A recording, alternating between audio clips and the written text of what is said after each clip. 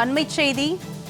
தமிழக சட்டமன்ற தேர்தலை நிறுத்தி வைக்க கோரி உச்சநீதிமன்றத்தில் மனு தாக்கல் செய்யப்பட்டிருப்பதாக அண்மை தகவல் வெளியாகியிருக்கிறது.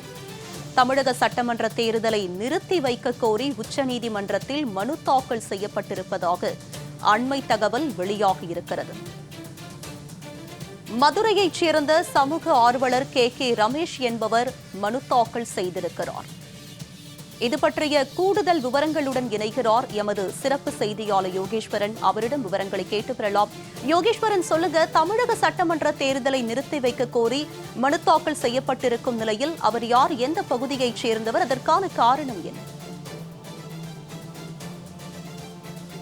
கடந்த ஞாயிற்றுக்கிழமை அன்று தமிழ்நாடு, புதுச்சேரி, கேரளா, மேற்கு வங்கம், அசாம் உள்ளிட்ட 5 மாநிலங்களுடைய சட்டமன்ற தேர்தலுக்கான தேர்தல் அட்டவணையை இந்திய தேர்தல் ஆணையம் வெளியிட்டார்கள்.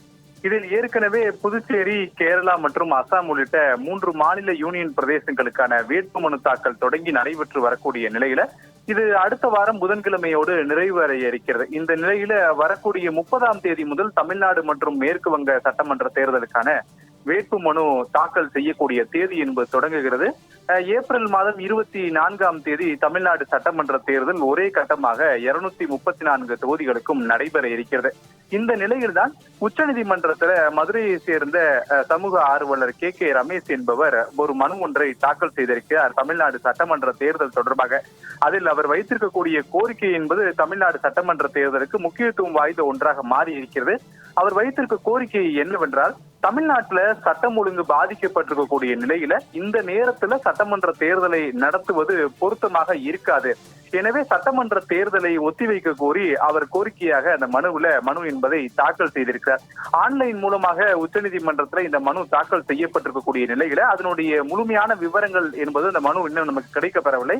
மாறாக சம்பந்தப்பட்ட மனுதாரர் கே ரமேஷ் என்பவரிடம் பேசும்போது அவர் சொல்லக்கூடிய சில தகவல்கள், தமிழ்நாட்டில் சட்டம் ஒழுங்கு பாதிக்கப்பட்டிருக்கிறது. இப்படி சட்டம் ஒழுங்கு பாதிக்கப்பட்டிருக்கக்கூடிய நேரத்துல பல இடங்கள்ல தேர்தலை மக்கள் புறக்கணிக்கவும் தயாராகி இருக்கிறார்கள். இப்படியான ஒரு சூழல்ல தேர்தலை நடத்துவது பொருத்தமாக இருக்காது. எனவே முதல்ல தமிழ்நாடு சட்டமன்ற தேர்தலை நடத்துவதற்கு முன்பு சட்டம் ஒழுங்கை பாதுகாப்பதற்கு தேவையான நடவடிக்கைகளை இந்திய தேர்தல் ஆணையம் மேற்கொள்ள வேண்டும். ஏனென்றால் இப்போ தேர்தல் நடத்தை விதிமுறைகள் அமல்ல இருக்கு. எனவே சட்டம் ஒழுங்கு தேவையான நடவடிக்கை எல்லாம் மேற்கொண்டதற்கு பிறகு தேர்தலை நடத்தினால் மட்டுமே அனைவரும் விருப்பத்தோடு வாக்களிப்பார்கள் அப்படின்ற விஷயங்களை எல்லாம் தான் தெரிவித்து இந்த மனு என்பதை தாக்கல் செய்திருக்கிறேன். தன்னுடைய முக்கியமான கோரிக்கை என்பது தமிழ்நாடு சட்டமன்ற தேர்தலை ஒத்திவைக்க வேண்டும் என்பதால் அந்த கோரிக்கையை மனுவாக தாக்கல் செய்திருக்கிறேன். இந்த மனு என்பது விரைவில் உச்சநீதிமன்ற பதிவாளரால் பதிவு எண் வழங்கப்பட்டு விசாரணைக்கு வரும் என எதிர்பார்க்கிறேன் என்று அவர் தரப்புல தெரிவிக்கப்பட்டிருக்கிறது. எனவே இந்த மனுவானது விரைவில் உச்சநீதிமன்றத்திற்கு வரும் அப்படின்னு நம்ம நம்ப முடிகிறது.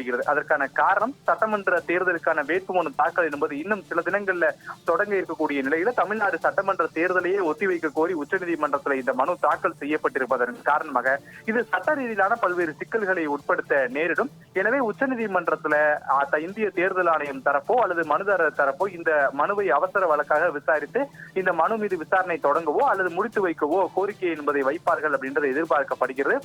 இன்று மற்றும் நாளை உச்சநீதிமன்றம் விடுமுறை என்ற ஒரு காரணத்தினால் வரக்கூடிய திங்கட்கிழமை அன்று உச்சநீதிமன்றம் மீண்டும் தொடங்கப்படும் போது அன்றைய தினம் காலையில மனுதாரர் தரப்புல இந்த மனுவை அவசர வழக்காக விசாரணைக்கு ஏற்றுக்கொள்ள கோரி முறையீடு செய்வார்கள் அப்படின்ற தகவல்களும் சொல்லப்படுகிறது. தமிழ்நாடு சட்டமன்ற தேர்தல் நடப்பதற்கு இன்னும் சில நாட்களே இருக்கக்கூடிய நிலையில தமிழ்நாடு சட்டமன்ற தேர்தலையே சட்டம் ஒழுங்கை காரணம் காட்டி ஒத்திவைக்க கோரி உச்சநீதிமன்றத்தில் இந்த மனு தாக்கல் செய்யப்பட்டிருப்பது மிகவும் முக்கியத்துவம் வாய்ந்த ஒன்றாக பார்க்க முடிகிறது. உமா,